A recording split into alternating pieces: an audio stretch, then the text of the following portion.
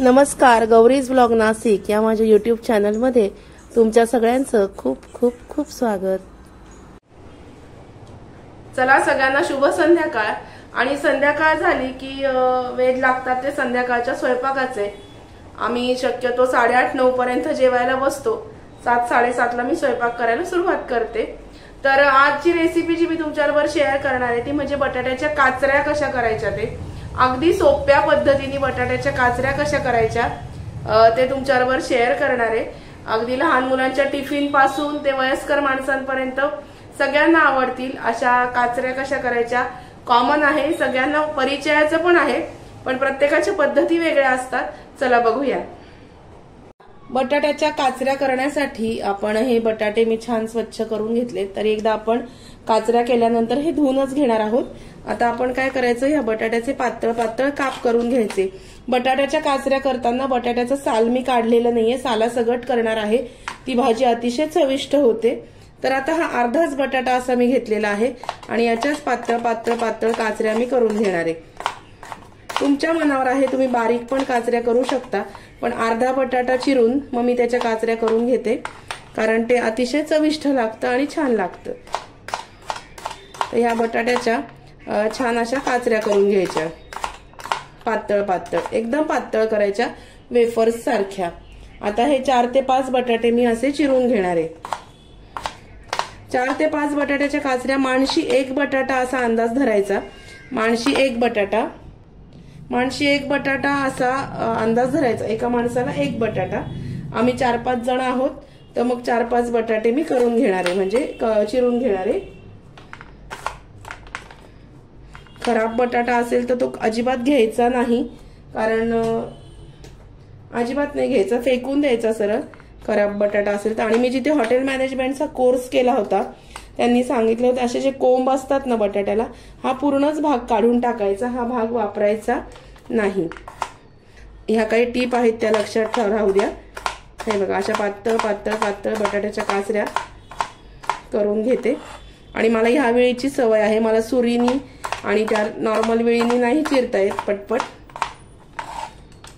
आपण आता अशा सालासगट 4 ते 5 बटाट्यांच्या काचऱ्या करून घेऊया।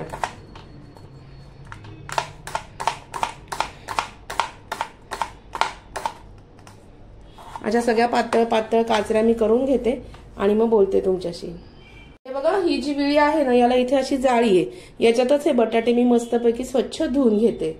मस्त चविष्ट बटाट्याच्या काचऱ्या कशा करायच्या ते बघूया। तुम्ही म्हणाल हे सगळ्यांनाच येतं, तुम्ही हे काय दाखवताय, पण घरामध्ये ज्या रेसिपी मी वारंवार सांगते की घरामध्ये जे काही मी करते तेच तुमच्याबरोबर शेअर करते। तर कृपया कोणीच निगेटिव्ह कमेंट करू नका। आजची छान रेसिपी पूर्ण व्हिडिओ स्किप न करता बघा। चला आता मोहरी घालूया थोडी, साधारणतः 2 पळ्या तेलातल्या मी याच्यामध्ये घातलेलं आहे। थोडी मोहरी, थोडे जिरे, हिंग घालणार आहे। हिंग, कढीपत्ता मात्र भरपूर घालायचा। कढीपत्ता, हळद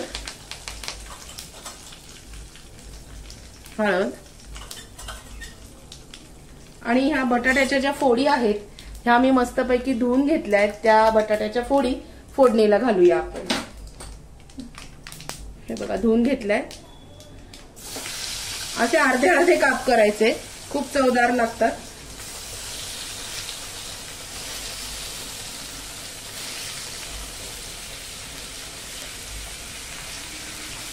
हे बघा, आणि पातळ काप करायचे बटाट्याच्या काचऱ्यांना। जाड जाड काप करायचे नाही कधीच, हे लक्षात ठेवा। अगदी पातळ वेफर्स करतो तसे पातळ पातळ काप करायचे। आता हे छान मस्तपैकी हलवून घेऊया।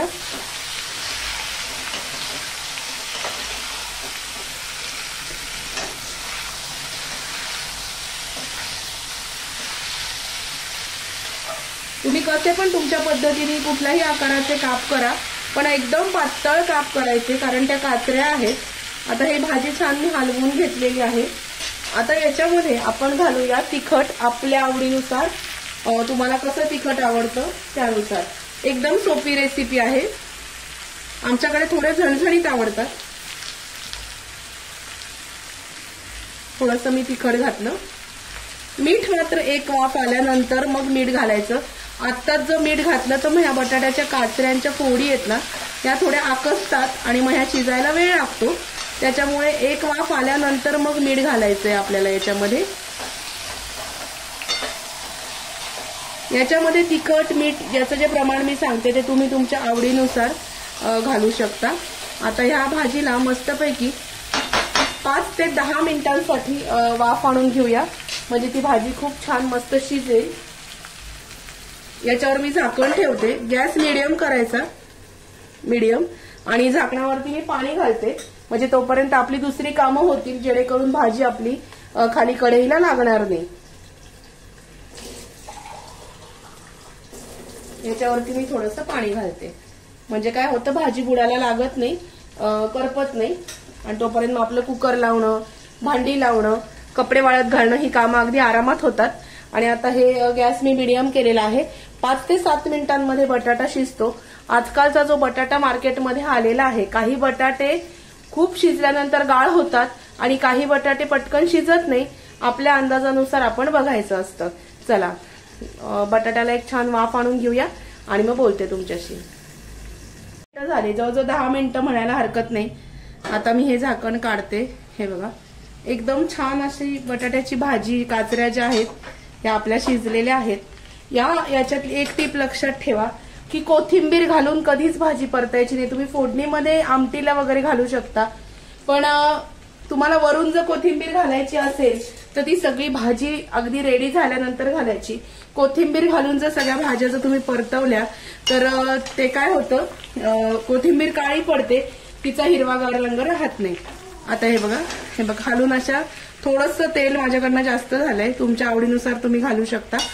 आता हे बघा ही भाजी शिजलेली आहे, काचऱ्या मस्तपैकी शिजलेल्या आहेत बटाट्याच्या. आणि आता आपण याच्यावर मस्त हिरवीगार कोथिंबीर घालूया. कोथिंबीर घालून मग तुम्ही झाकण ठेवू शकता. त्या कोथिंबीरीचा छानसा असा स्वाद ह्या भाजीला लागतो. अशा पद्धतीने ह्या बटाट्याच्या ज्या काचऱ्या आहेत या अगदी तुम्ही लहान मुलांना डब्याला जरी दिल्या ना ते खूप आवडीने खातात. फक्त आपण काय करतो घाईघाईमध्ये फक्त बटाटा परततो हे करून तेलात. कढीपत्ता आणि कोथिंबीर ह्या भाजीला जर तुम्ही आठवणीने घातली तर अतिशय चवदार भाजी होते. लक्षात ठेवा ही टीप, खूप छान होते. हे बघा ऍज युज्युअल आता गरम गरम भाजी तयार आहे. आम्ही लगेच जेवायला बसणार आहे, म्हणून तुम्हाला माहिती आहे की प्रत्येक वेळेस वेगळ्या बाउलमध्ये काढून मी डेकोरेट वगैरे करत नाही, जे आहे ते तुम्हाला दाखवते. हे बघा भाजी तयार आहे. कसा वाटला आजचा व्हिडिओ ते मला नक्की कळवा. व्हिडिओ जर आवडला असेल तर व्हिडिओला लाईक, शेअर, सबस्क्राईब करा. आणि तुम्हाला मी जवळून दाखवते, ही भाजी एकदम छान झालेली आहे. हे बघा अशी छान भाजी मस्तपैकी तयार आहे. आणि मीडियम गॅसवर केली की अशा छान कुरकुरीत काचऱ्या होतात. भाजी छान शिजलेली आहे. व्हिडिओ आवडला असेल तर व्हिडिओला लाईक, शेअर, सबस्क्राईब करा. भेटूया अशाच नवीन व्हिडिओमध्ये नवीन विषयाबरोबर उद्याला. तोपर्यंत स्वतःची काळजी घ्या. Bye bye, take care.